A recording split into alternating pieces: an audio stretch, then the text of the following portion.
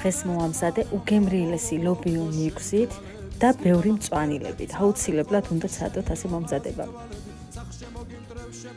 პირველ ნახარს გადავაქცევთ შავთ დაბნის ფოთლებთან ერთად. მოვიმარაგოთ ახალი ნიორი, ტარხუნა, ქინძი, ხახვი, 100 გრამი ნიგოზი,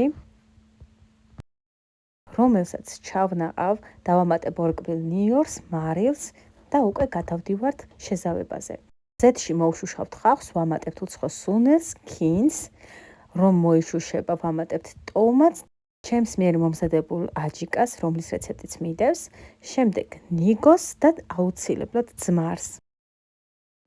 ამოვლესავთ ლობიოს, დავამატებთ მარილს, გადავიტანთ ნიგვზიან მასას, ვამატებთ მწვანილებს და მივირთმევთ გემრიელად. ჩემი გვერდის გამოწერა არ დაგავიწყდეთ, რადგან წინ გელოდებათ უამრავი გემრიელი